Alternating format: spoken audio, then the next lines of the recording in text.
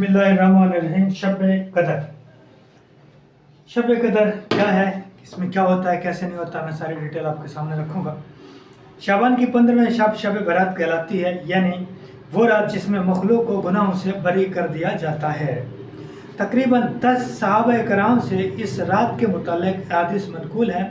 हज़रत आयशा रज़ी अल्लाह ताला अन्हा फरमाती हैं कि शाबान के 15वें शब को मैंने नबी करीम सल्लल्लाहु अलैहि वसल्लम को अपनी आराम गाह पर मौजूद ना पाया, तो तलाश में निकली, देखा कि आप जन्नतुल बकी के कब्रिस्तान में हैं। फिर मुझसे फरमाया कि आज शाबान की 15वीं रात है। इस रात में अल्लाह ताला आसमान ज़मीन पर नज़ूल फरमाता है और किबला बनी कल्ब की बकरियों के बालों की तादाद से भी ज़्यादा गुनाहगारों की बख्शिश फरमाता है। दूसरी हदीस में है, उस रात में उस साल पैदा होने वाले हर बच्चे का नाम लिख दिया जाता है। उस रात में उस साल मरने वाले हर आदमी का नाम लिख दिया जाता है। उस रात में तुम्हारे अमाल उठाए जाते हैं, तुम्हारा रिस्क उतारा जाता है।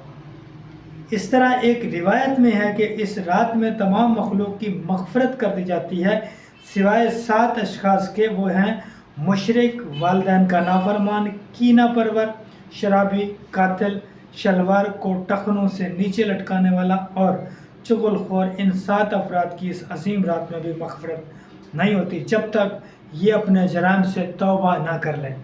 हज़रत अली रज़ी अल्लाह ताला अन्हु से एक रिवायत में मनकूल है, इस रात में इबादत किया करो और दिन में रोज़ा रखा करो।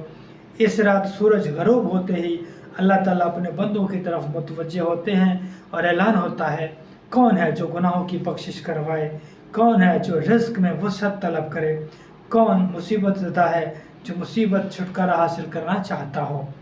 इन हदीस करीमा और सहाबा कराम और बुजुर्गान दीन के अमल से साबित होता है, इस रात में 3 काम करने हैं।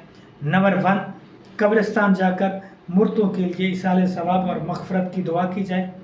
लेकिन याद रहे कि नबी करीम सल्लल्लाहु अलैहि वसल्लम से सारी हयात मुबारक में सिर्फ़ एक मरतबा शब बारात में जन्नतुल बकी में जाना साबित है। इसलिए अगर कोई शख्स ज़िंदगी में एक मरतबा भी इत्तिबा सुन्नत की नीयत से चला जाए तो अज्र व सवाब का बायस है।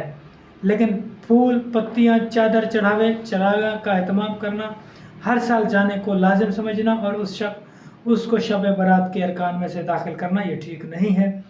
जो चीज़ नबी करीम सल्लल्लाहु अलैहि वसल्लम से जिस दर्जे में साबित है उसको उसी दर्जे में रखना चाहिए, उसका नाम इत्तबा और दीन है।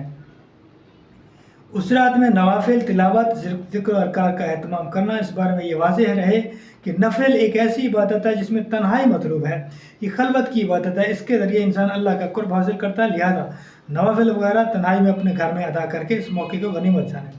नवाफिल की जमात और महज मखसूस तरीका अपनाना दुरुस्त नहीं है। ये फजीलत वाली रातें शोर व गप और मेले इज्तिमा मुनक्किद करने की रातें नहीं हैं, बल्कि गोशा तन्हाई में बैठकर अल्लाह ताला से ताल्लुकात इस्तवार करने की कीमती लम्हात हैं, उनको ज़ाया होने से बचाएं। नंबर 3, दिन में रोज़ा रखना भी मुस्तहब है। एक तो इस बारे में हज़रत अली की रिवायत है, दूसरा है कि नबी सल्लल्लाहु अलैहि वसल्लम ने फरमाया, अयाम बास, यानी ये जो डेट लिखा हो कि रोज़ों का एहतमाम फरमाते थे, लिहाजा इस नीयत से रोज़ा रखा जाए तो मुअज्जब अज्र व सवाब होगा। बाकी इस रात में पटाखे बजाना, आतिशबाजी करना, हलवे की रस्म का एहतमाम करना, ये सब खराफात और इसराफ में शामिल है। शैतान और फज़लियत में इंसान को मशगूल करके अल्लाह की मग़फ़िरत और इबादत से महरूम कर देना चाहता है। यही शैतान का असल मकसद है। बहरहाल इस रात की फजीलत है, असल नहीं है, और सैफ़ुल सालिहीन ने इस रात की फजीलत से फ़ायदा उठाया। इस रात की फजीलत से फ़ायदा उठाएँ, अल्लाह ताला से जो दुआएँ करें, इबादत करें, हमें भी दुआ में याद रखें, अपने जो बुज़ुर्ग जो आपके फ़ौत हो चुके उनको दुआ में याद रखें। ज़्यादा से ज़्यादा कोशिश करें, इबादत करें, अल्लाह से मग़फ़िरत की दुआएँ करें। अल्लाह पाक बहुत बड़ा मेहरबान है। इंशाअल्लाह आप हम सब का हामी नासिर हो और हमें भी इबादत करने की तौफ़ीक़ अता फ़रमाए। अल्लाह हाफ़िज़। Thank you.